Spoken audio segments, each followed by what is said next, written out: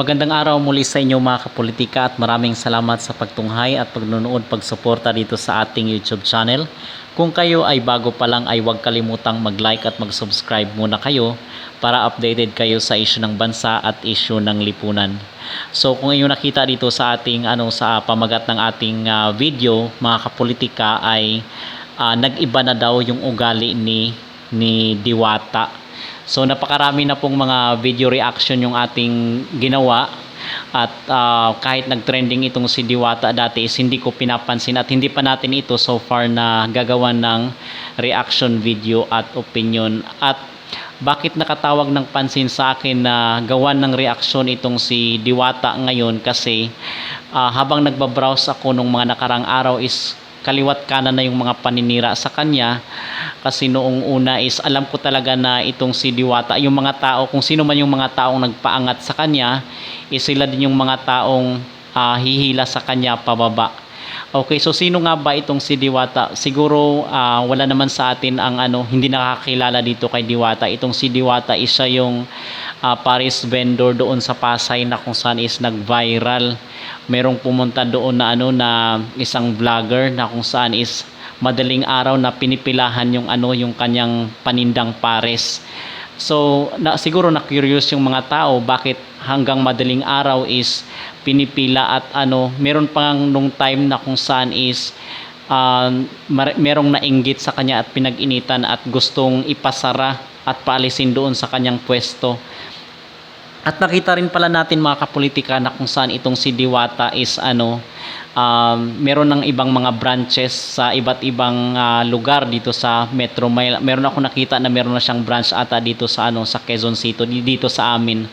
So hindi ko lang alam kung saan yung lugar niya, basta nakita ko lang sa social media. Okay, so sasagutin natin yung yung tanong kasi ito yung tanong dito sa ating video na kung saan is nag-iba na ba talaga yung ugali ni ni Diwata. Okay, so nagsimula itong si Diwata doon sa sa viral na post noong isang vlogger na kung saan is umabot ng milyon-milyong views dahil doon sa doon sa pila ng mga tao even madaling araw na.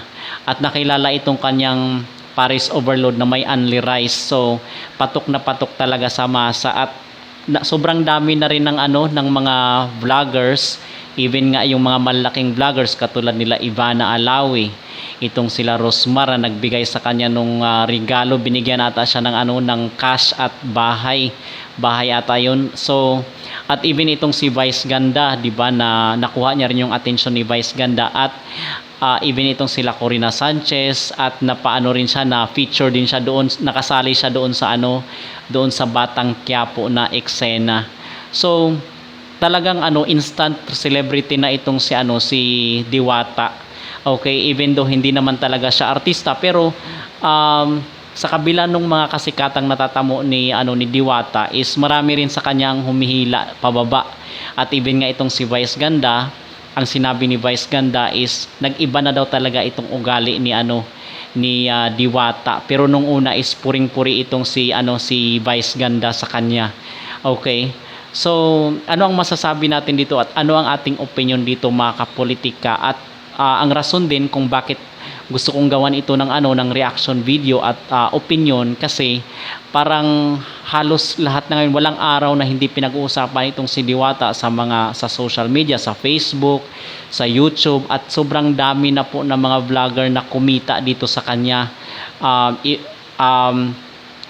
Kahit anong mga video, even positive or negative man yan, basta nagte-trending is kumikita talaga yung mga vlogger sa kanya.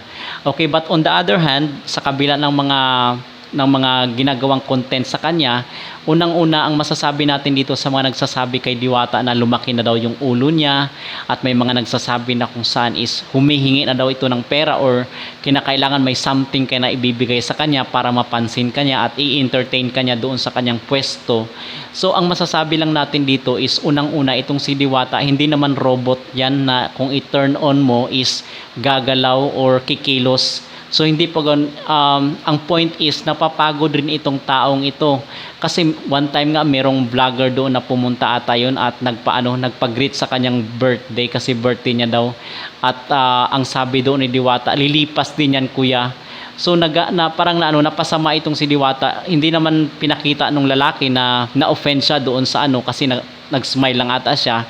Pero ang na doon, ang nung in-upload niya na yung video is sinabihan daw siya kasi yung bata na yun is meron daw 1.8 million followers. So naman ang pakin Diwata, hindi naman siya hindi naman artista itong si Diwata na ipi-please na yung mga tao para para magustuhan siya. Kasi yung nga 'di ba, yung advice sa kanya nung vlogger na Ilongga yon, yung nagpa-prank ng ng mga tao, yung pinapagalitan yung tao. Sabi niya, yung yung pagba-vlog, tama yung advice niya kay Diwata na kung saan sinasabi niya, yung pagba-vlog is lang yan, seasonal lang, kumbaga dumadaan lang sa buhay mo. Kung marami kang follower, maraming nanonood sa'yo, maraming nagkakagusto sa'yo, okay yun kasi kumikita ka pa. Pero darating yung time na kung saan malalaos ka na at wala nang sumusuporta sa'yo, wala nang nagpa-follow, wala nang nanonood ng video mo, wala nang nagsisend ng star, wala nang wala nang nagpapadala sa mga Gcash mo, mas mabuti pa rin yung may negosyo ka, kasi baka yun pa yung susi ng ng aasenso ka sa buhay, as long as masarap ka lang magluto. Kasi nga ito nga yung nagustuhan ng mga tao dito sa sa Paris ni Diwata, yung may nagsasabi na masarap daw at mura, talagang pangmasa yung presyo niya. Liban na lang dito kay Ogie Diaz na kung saan parang bitter yung pagkasabi niya na kung saan is sakto lang daw. Hindi naman pero sa akin lang is parang na bitter din itong si Ogie Diaz. But on the other hand, sinasabi na nga natin itong si Diwata is napapagod din yan kung pupunta kayo doon, kasi hindi naman kayo pinipilit ni Diwata na suportahan niyo siya. Kasi sabi nga niya doon sa interview, di ba, sabi niya even though hindi na siya susuportahan ng mga tao na nagpa-follow sa kanya, walang problema kasi wala namang mawawala sa kanya at sanay na siya sa buhay na pribado at simple lang. Walang mawawala kay Diwata. Pero dito sa mga tao nagpupunta doon, nagbi-video, nagpi-picture sa kanya, tapos kung hindi na pagbibigyan is nagagalit kasi nga itong mga taong itong mga vlogger na ito is pupunta doon kasi gusto rin nilang mag-viral, gusto rin nila na mag-trending sila dito sa social media, sa Facebook, sa YouTube, para kumita rin kayo dito kay Diwata. Yun lang po yun. Yun ang bottom line, bakit gusto nyo yung atensyon ni Diwata. Kung may maibibigay kayo kay Diwata, hindi naman kayo siguro minessage, hindi naman kayo pinilit ni Diwata na bigyan nyo siya ng kung ano-ano. Kusang loob ng mga tao yun na magbigay dito kay Diwata. So kung hindi kayo napagbibigyan, kung may nagbibigay sa kanya, hindi naman pinipilit ni Diwata yun. Kusang loob ng mga tao yun. Okay? At itong sa side din ng mga tao, kayo ang may mali dito kasi halos araw-araw sinasamba nyo na kaliwat kanan, puro Diwata, Diwata. Yung tao na nanahimik sa kanyang buhay na yung dedication niya dito sa kanyang trabaho na gusto niya, kasi ang sabi nga niya doon, 'di ba, napapagod siya, wala na siyang nagagawa dito sa kanyang pwesto sa Parisan kasi kaka-entertain dito sa mga tao, nagpa-picture, nagpa-video. Meron ngayong one time na kung saan pumunta siya sa mall, lalabas na lang siya doon sa mall, sinusundan siya ng mga tao at all eyes on him talaga, at yung mga camera naka-on talaga, gustong i-video itong si Diwata. So ang point dito mga kapolitika is na pinipirahan na itong si Diwata dito sa social media, at ngayon na hindi kayo napagbibigyan, nagagalit kayo sa kanya. Yun lang naman ang nyo, yun lang naman ang point nyo talaga, ang sadya nyo talaga dito. Bakit kayo pupunta kay Diwata? Kasi gusto nyo ring mag-trending, gusto nyo ring kumita. Okay, real talk na po tayo dito mga kapolitika, okay?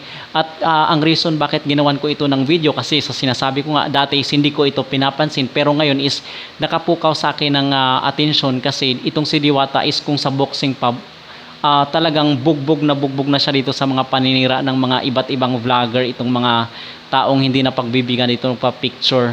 Okay, instead na na mag-focus kayo kay Diwata is bakit hindi na lang kayo gumawa ng ng mga unique na mga content para yun ang i-upload nyo sa social media. Okay? So kayo mga kapolitika, ano ang yung masasabi dito sa sa nangyayari kay Diwata na sinisiraan na siya? Please comment down below at huwag kalimutang mag-like at mag-subscribe para updated kayo sa issue ng bansa at issue ng ating lipunan.